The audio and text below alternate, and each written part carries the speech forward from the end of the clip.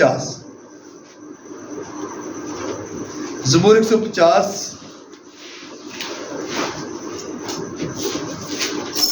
اس کی 6 آیتیں ہیں اور 6 کی 6 ہی ہم پڑھیں گے. اس میں لکھا ہے خدا کی حمد کرو، تم خدا کے مقدس میں اس کی حمد کرو، اس کی قدرت کے فلک پر اس کی حمد کرو، اس کی قدرت کے کاموں کے سبب سے اس کی حمد کرو، اس کی بڑی عظمت کے مطابق اس کی حمد کرو، نرسنگے کی آواز کے ساتھ اس کی حمد کرو، بربت اور ستار پر اس کی حمد کرو، دف بجاتے اور ناچتے ہوئے اس کی حمد کرو، تاردار سازوں اور بانسلی کے ساتھ اس کی حمد کرو، بلند آواز جھانج کے ساتھ اس کی حمد کرو، زور سے جھنجھناتی جھانج کے ساتھ اس کی حمد کرو. ہر متنفس خدا کی حمد کرے، خدا کی حمد کرو. خدا ان کے پاک کلام کے پڑھے اور سنے جان پر خدا ان کی برکت. سب کے آمین. میرے عزیزو، یہاں پر جو بات بتائی گئی ہے وہ حمد کے بارے میں بڑا زور دیا گیا ہے. حمد کا مطلب ہے تعریف کرنا، ہم کسی کی تعریف کرنا، لیکن یہاں پہ جو تعریف ہے وہ خدا کی ہے. آمین. حمد کرنا، خدا کی تعریف کرنا، یعنی کہ جب ہم حمد کرتے ہیں، جب خدا کی تعریف کرتے ہیں تو پھر ہم برکت پاتے ہیں. اور یہاں پر جو بات بتائی گئی ہے وہ ہے کہ دف کے ساتھ، سازوں کے ساتھ، ناچتے جھومتے گاتے ہوئے خدا کی کیا کرو؟ حمد کرو. یعنی کہ یہ نہیں کہا گیا کہ کیونکہ خدا کو سست گھٹنے، سست ہونٹ اور سست چیزیں خدا کو پسند نہیں ہے. خدا کو کیا چیز پسند ہے؟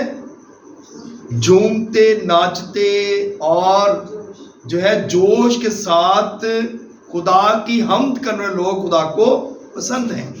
آمین. تو کتنے لوگ ہیں جو اس بات پہ میرے ساتھ متفق ہیں؟ ہاللیلویا، ہاللیلویا. جو ناچتے جھومتے خدا کی حمد کرتے ہیں وہ برکت پاتے ہیں. داؤد، ہم اکثر داؤد کا ذکر کرتے رہتے ہیں، اور داؤد کی بات جب آتی ہے تو وہ کیا کرتا ہے؟ حمد کرتا ہے اور ناچتا جھومتا ہوا خدا کی حمد کرتا ہے. اور اس کی بیوی کہتی ہے تو بادشاہ ہو کے جو ہے ان لوگوں کے ساتھ تو لگا ہوا ہے، ڈانس کر رہا ہے، جھوم رہا ہے، ناچ رہا ہے. وہ کہتا ہے میں اپنے خدا کے لیے کرتا ہوں. آمین. اسی اتنے اور کما لی جنہ مرضی ڈانس کر لیے، پر خدا نہیں ساڑھے کو نہیں نکلتا. خدا کے لیے ہم سے ڈانس نہیں ہوتا ہے نا. ایسے ہی ہے نا، اور کما لی، کوئی ڈی جے لگا ہوئے، کوئی شادی ہوئے، کوئی پروگرام ہو تو وہاں پہ ہمارے آٹومیٹکلی پاؤں جب اٹھ رہے ہوتے ہیں. لیکن جب خدا کی باری آتی ہے تو خدا دی میری سڑک کو تالی بھی نہیں بجتی، ہمارے ہونٹ نہیں کھلتے. کیوں؟ خدا تو کہتا ہے میری حمد کرو. یعنی کہ ہمارا جسم کا ایک حصہ جو ہے وہ خدا کی کیا کرے؟ حمد کرے. تالیاں بجاتے ہوئے، ساز بجاتے ہوئے، دف بجاتے ہوئے، ناچتے جھومتے گاتے ہوئے خدا کی کیا کرو؟ حمد کرو. اور پھر بات لکھی ہے ہر متنفس آدمی جو ہے وہ خدا کی کیا کرے؟ حمد کرے. یعنی کہ ہر ایک انسان جو ہے، چاہے وہ کیسا بھی ہے، کسی بھی مذہب سے ہے، کسی بھی فرقے سے ہے، وہ کیا کرے؟ خدا کی حمد کرے. تو جب ہم خدا کی حمد کریں گے تو پھر برکت آئے گی کہ نہیں آئے گی؟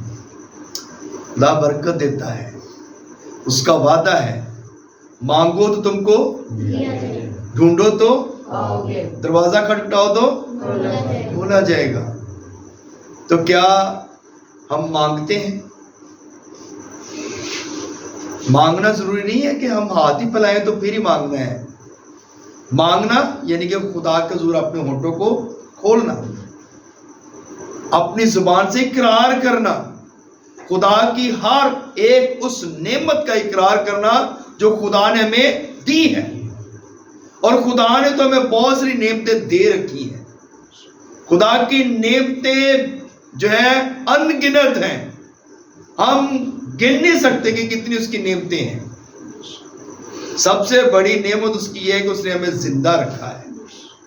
سب سے بڑی نعمت اس کی یہ ہے کہ ہماری سانسیں جو ہے وہ چل رہی ہیں. اور ہمارے لیے یہ سب سے بڑی فخر کی بات ہے کہ ہم اس کی عبادت کر رہے ہیں. یہ اس کی جب یہ چیزیں ہماری زندگی میں ہوں گی تو پھر ہر متنفس آدمی جو ہے وہ خدا کی کیا کرے گا؟ حمد کرے گا. تو حمد ہر ایک انسان پر واجب ہے. کوئی انسان یہ نہیں کہہ سکتا کہ میں حمد نہیں کروں. خدا کہتا ہے ہر انسان جو ہے وہ میری کیا کرے؟ حمد کرے.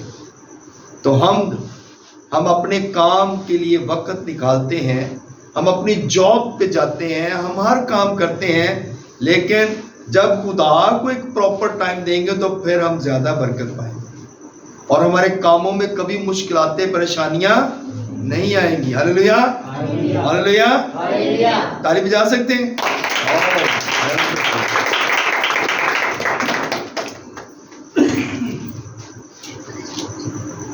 دیکھیں خدا ہمارے لیے کتنی فکر کرتا ہے کہ نہیں؟ خدا ہماری فکر کرتا ہے کہ نہیں کرتا؟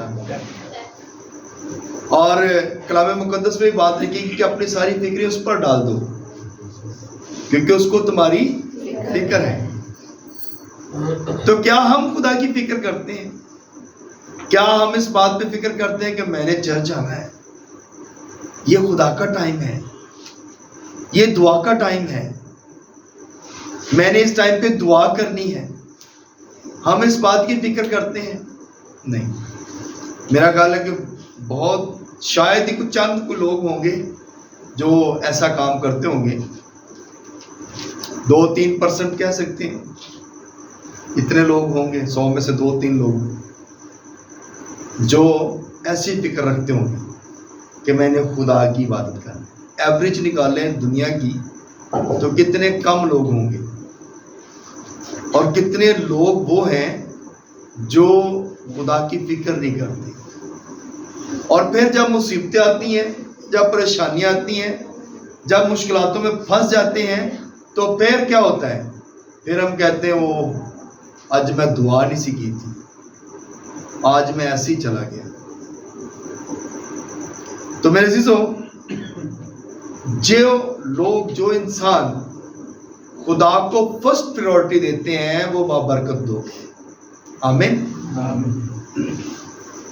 صدرک مصر اور عبدالنجو ایک ایسے شخص ہیں 3, دانیل نبی ان کے ساتھ چوتھا آدمی ہے, اور یہ 4 لوگ یعنی قیدی ہو کے آئے ہیں, اسیر ہو کے آئے ہیں. ان کو قید کر کے لایا گیا تھا اور اس ملک کے اندر یہ قیدی تھے, غلام تھے یہ. لیکن خدا نے ان لوگوں کو سرفراز کیا, ان لوگوں کو برکت دی, کیونکہ انہوں نے پریورٹی کس کو دی تھی؟ خدا کو.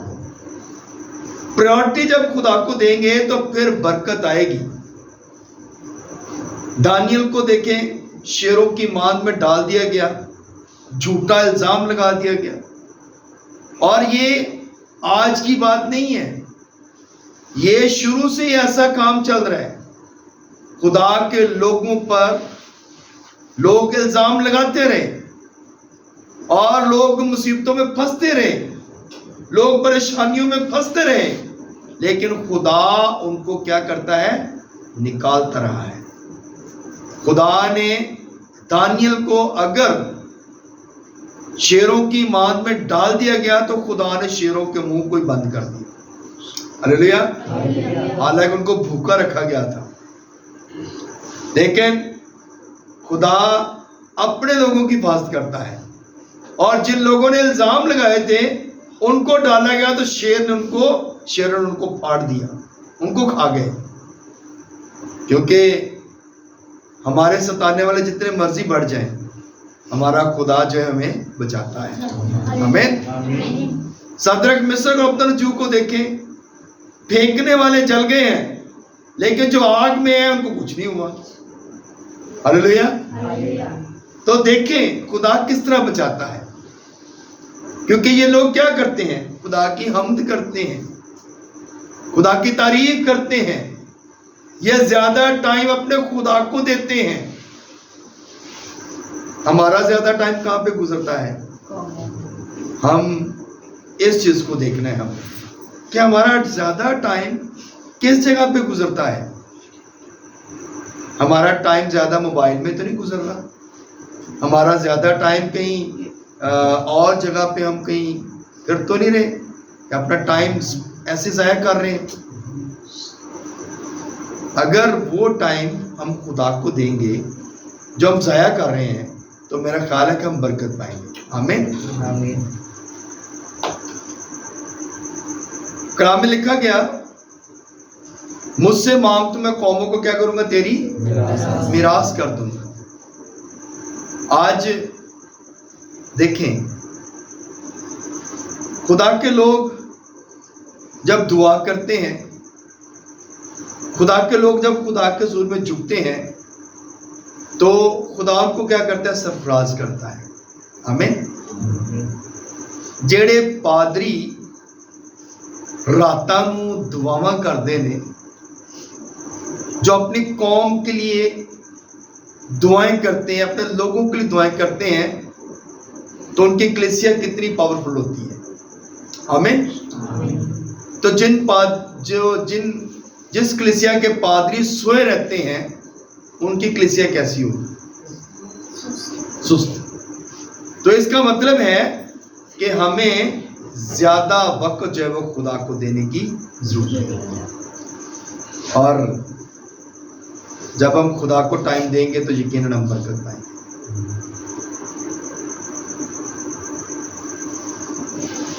कलाम मुकद्दस में हम इस बात को भी देखते हैं कि रसूलों के अमाल में से हम देखते हैं, यीशु मसीह जब आसमान पर चले गए तो शागिर्द सुस्त नहीं पड़े। शागिर्दों ने क्या किया? सबको कहा कि इस टाइम पे सबने जमा होना है, ऐसे ही है।